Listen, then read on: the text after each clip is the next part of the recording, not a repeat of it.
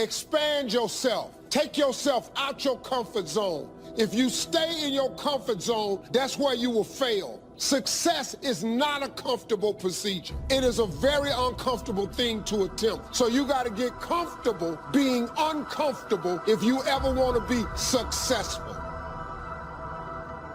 I fought a good fight. I fought for my kids, and I fought for what was right. And I fought for my good health. And I fought for a good career that would bless my family. I fought a good fight. The encroachment. Opposites are in conflict, and we're in the middle. And if you want something valuable, you got to fight for it. If you get beat, unless you're dead, you are not defeated, and you have not failed. What you've done is you've learned. You've gained experience, and you're still alive. So get up and go get after it. Not only have I fought a good fight, I fought a good fight, and I kept the faith. See, that's the deal. Keep faith with your family. Fight like crazy and keep faith. Fight the enemy and keep faith. You have comeback power. When something happens to you, don't buy into what has happened to you. Buy into, I'm getting up out of here. I'm going to change this situation. This does not work for me, and I don't have the luxury of being depressed. I need to clear my head. Weeping may endure for a night, but joy comes in the morning. Your story doesn't end in the night. The night is temporary.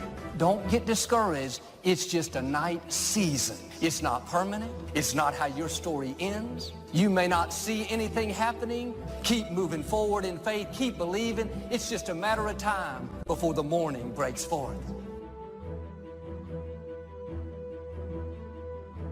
But let me tell you what ought to cause great joy to come to your life is if you'd stop comparing yourself to other people and you would just remember where you came from and remember where you started. You're doing more. You're seeing more. You're achieving more. But if you start comparing yourself with someone else, you can get discouraged because they're doing more maybe than you're doing. You have a great life in front of you. But your great life is in front of you.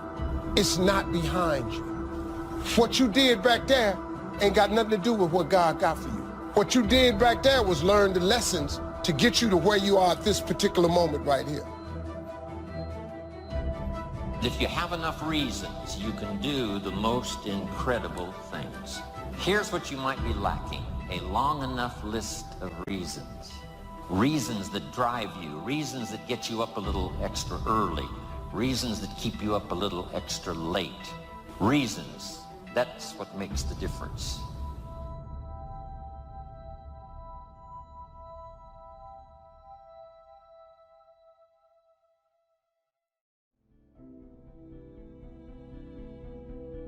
I fought one hell of a fight. Are there any fighters in here?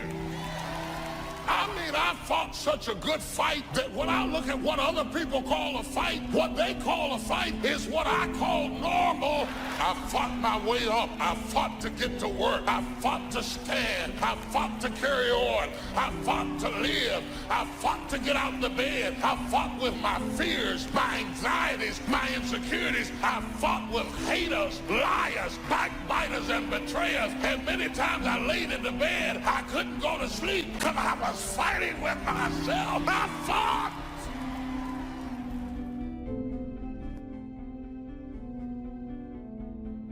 Take ownership. Take extreme ownership.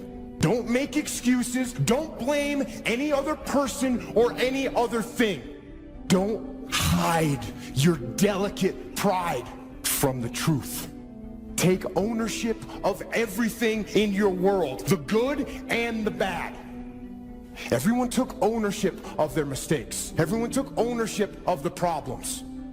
Take ownership of your job, of your future, and take ownership of your life. And lead. Lead yourself and your team and the people in your life. Lead them all to victory. Make your move before you're ready. We're instructed in life to walk by faith and not by sight. See, you want to really begin to stretch yourself. You want to become a risk taker. Most people won't do that. See, most people engage in low life living, low risk living. This God said, if you're not willing to risk, you cannot grow. And if you cannot grow, you cannot become your best. And if you cannot become your best, you can't be happy. Then what else is there? Anybody who's not ever willing to risk will never do very much in this world. And in all probability, you'll end up being quite bored with your life. A couple things that I said last night that I don't want you to forget is walking by faith is taking step one before you know what step two is. After a few times, you get a little more used to it and it's not quite as scary, but taking a step of faith is stepping out to do something when you don't know how it will be provided for. But you believe with all your heart that it's what God has told you to do. Life is short and unpredictable. And so you want to begin to take some chances. You want to begin to challenge yourself and make it okay to fail and learn from your failures. Don't allow fear of failure to draw you in. You can't get out of life alive. You got to die to leave here. You got to make changes. You got to say no. You got to disappoint people. You got to walk away from some stuff. You have to.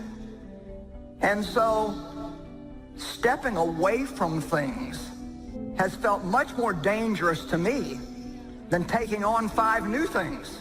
Does anybody get it? Anybody out there, you get it? Trying to learn early the consequences of errors in judgment, poor behavior.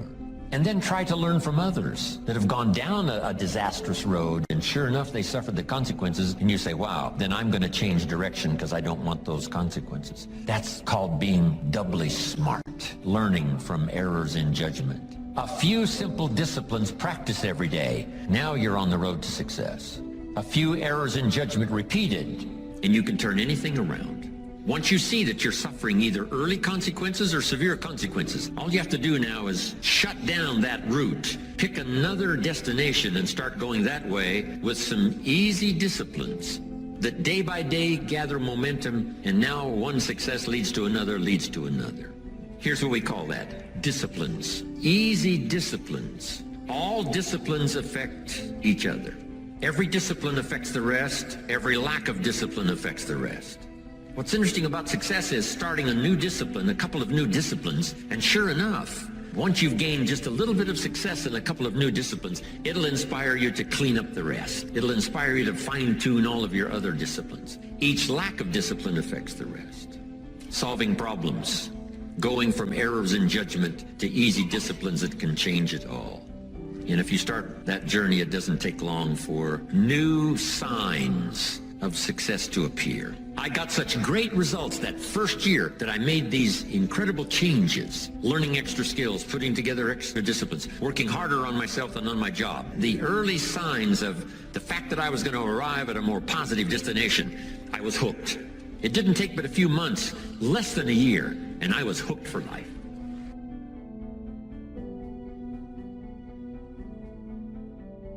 So when you begin to say, what is it that I want to leave? What contribution that I want to begin to make? What difference do I want to make in life? What is it that I want to do with the rest of the life that I have left? What chances I need to take? What risks do I need to begin to embrace? What fears do I need to step on? What areas of my life am I dead right now? What dreams? You can either live your dreams or live your fears. You have got to get to a point where you say, I'm sick and tired of living like this. There's got to be more. That's when people go out and strike out on their dreams. That's when people get out of relationships where they're dying together rather than growing together. See, you will when you put yourself in that kind of situation. I'm reminded of 2 frogs that were hopping down the road, and they fell into a bottle of milk. And one was hopping up and down for a while, and he drowned. He just gave up. But this other frog just kept on kicking. He wouldn't give up. He just kept on kicking.